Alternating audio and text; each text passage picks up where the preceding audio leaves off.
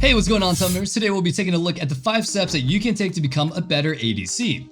Being an AD carry can be difficult, especially when starting out. Between its mechanical complexity and overall power as a role, it can be a little bit intimidating. But do not worry, because in this video, we'll be sure to break down different tips and tactics that you can use to improve your play. Plus, once you build these tips and tricks into habits, they'll easily be transferred into different areas of play as well. Regardless, let's dive right into the video and take our first great step. Starting us off strong, we've got the using attack move as an ADC. During your AD carry journey, you're likely to fall victim to misclicking enemies and walking towards them. Well, those days are long gone once you begin to use attack move. Instead of manually clicking on the enemy, then moving away, then clicking on them again, you can opt to use an attack move, which will go ahead and allow you to click near the enemy rather than on top of them. Now you may be thinking, won't this make your clicks sloppier and lower your actions per minute? No, it actually won't. Because the entire purpose of attack moves is to ensure that you're no longer misclicking champions and throwing games because you accidentally walked melee range of Darius. This small setting may seem useless at first, but trust us, there's a reason pro players use it. If you're looking to take your attack move to the next level, then please make sure you turn on attack move on cursor. It can be found in settings, game, and then near the bottom it'll say attack move on cursor. Click on that to enable it. This setting will make it so that your attack move will now have your champion attack whatever is closest to your cursor. Normally, attack move will attack whatever is closest to your champion model. This would be fine if minions didn't exist, which would completely negate your attack move. Overall, it can be really difficult to use it at first, but keep practicing it when you can. What helped me learn it was playing Jhin. It's really easy to use it and then go ahead and walk away and just practice it with his 4 auto attacks. Eventually, you'll be able to use it non-stop during laning, skirmishes, and even high-intensity teamfights. A good way to practice it is use it while CSing minions. It'll slowly build up the habit and you won't risk much by doing it. Before we dive into our next key step, we need to talk about fundamentals. If you're looking to improve your ADC, these are some amazing yet simple steps that could take your gameplay to the next level. However, if you're not working on your fundamentals, then it won't take you as far as it should. If you need some help learning how to solidify your fundamentals, then make sure to check out ProGuides.com. We know it can be hard to do it on your own, but with our in-depth guides and coaching, we can really help you improve. Our coaches are available 24/7 to help you out. So what are you waiting for? Go ahead and check us out at ProGuides.com and join the ProGuides family. Nonetheless, let's get back into the video and dive into our next few steps.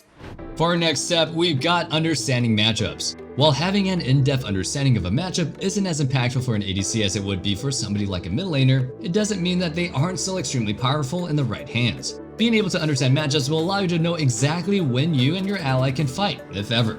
Due to bot lane being a dual lane, you'll have to pay extra close attention to matchups since a different support can likely turn the tides. For example, Ashe is a classic counter to Caitlyn and has been known to work amazingly at dealing with her early power. However, when paired with somebody like Lux or Karma, Ashe can easily be overwhelmed by Caitlyn and is no longer as powerful as a counter. There are a ton of matchups that depend on both champions in order to function as predicted.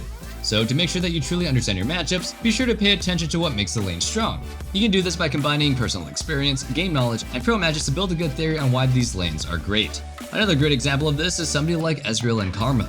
What makes this pair so powerful is that Karma is amazing at wave control and has high early damage. Mix this with Ezreal's range and you got a safe bot lane that has constant wave priority.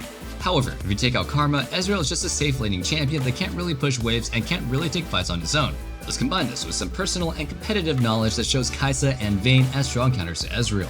Without Karma, Vayne can run rampant versus Ezreal and can kill him on repeat if left alone. However, knowing that the enemy team has Karma and Ezreal, you should probably know that it's better to opt out for somebody like Kai'Sa and Nautilus to counter them.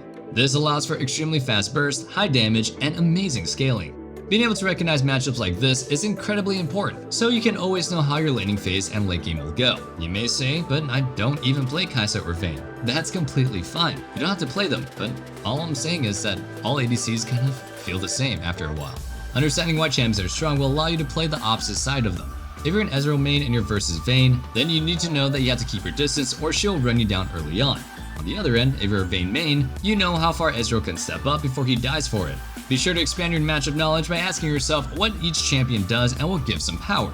It's going to be extremely hard to do so early on, so we recommend just having a lot of experience and just keep playing the game. Or just keep a document or a spreadsheet if you need it in order to keep mental notes on your matchups. There are also some third-party softwares out there that can go ahead and tell you your win rate versus certain champions. Start focusing on the meta picks, so that way you can apply and witness your notes during your ranked games. There's no reason to spend your time studying what makes Bard so strong if all you're facing are Nautilus players.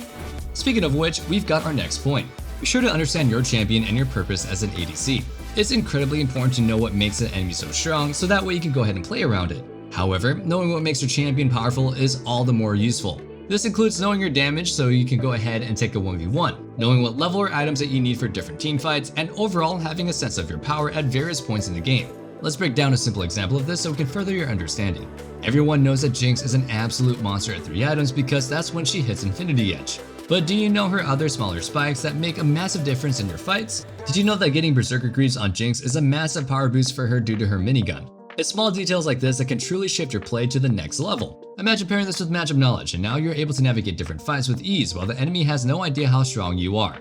Next, don't forget that you're an ADC. Your entire purpose as a role is to deal physical damage to champions, objectives, turrets, etc. Of course, there are a few exceptions at times, but in general, it's up to the ADC of the team to be able to help secure turrets, deal constant DPS to Dragon or Baron, and overall deal high amounts of physical damage to the enemy team. Knowing that this is the purpose of your role means that you're in control of whether or not something can be done. If your team doesn't have the damage to do Baron in time, then tell them. If you're not strong enough for a game-changing team fight, then let your allies know what item or level you need to fix that. Is your champion extremely reliant on that early game power? Then communicate it to your allies so they can play around your lane early on. Overall, it can seem like hard work, and it kind of is. But with enough practice and awareness, you can take your gameplay to the next level. Just don't forget to be patient with yourself. We're all learning new things with every game.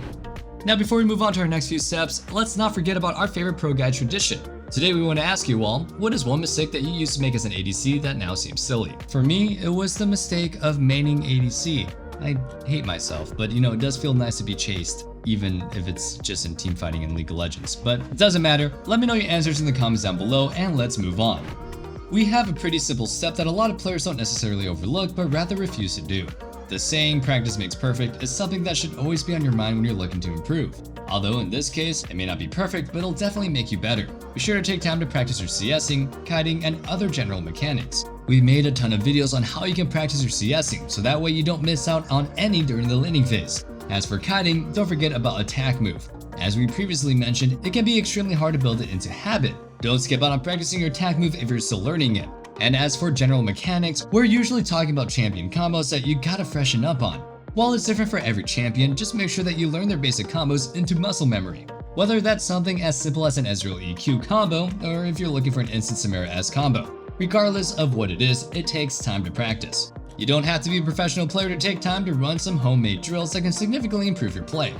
Speaking of which, being motivated to practice can be difficult. If you want to join an amazing community of people like you that loves lists, talk pieces, and are encouraging, then go ahead and check out our Discord using the link found in the description.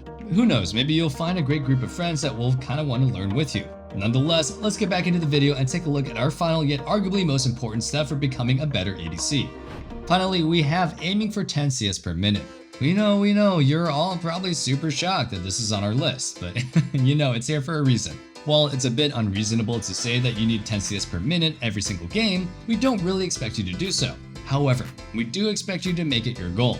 Setting a high goal for yourself will ensure that you feel like you're always making progress, but not necessarily enough to give up.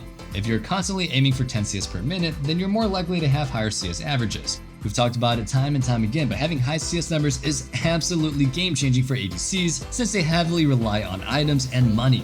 High CS count will allow you to buy items significantly faster than the enemy, thus making you stronger. With this extra power, you'll always have the advantage over them and can take even better fights. While you're constantly looking to CS, you'll also be less likely to take useless fights. If your time is spent on catching a wave rather than just walking in circles, then trust us, you're not going to run into the enemy jungle with your team and die.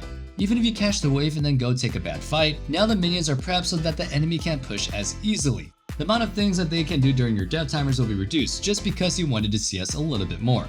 When it comes to farming, don't skip out on it. Take your time and practice farming, not only so you don't miss out on free CS during the laning phase, but also so you don't miss out on the mid-game CS that is often just lost because you and your allies are wasting time. Remember summoners, time wasted is not time farming, and time not spent farming is bad for an ADC.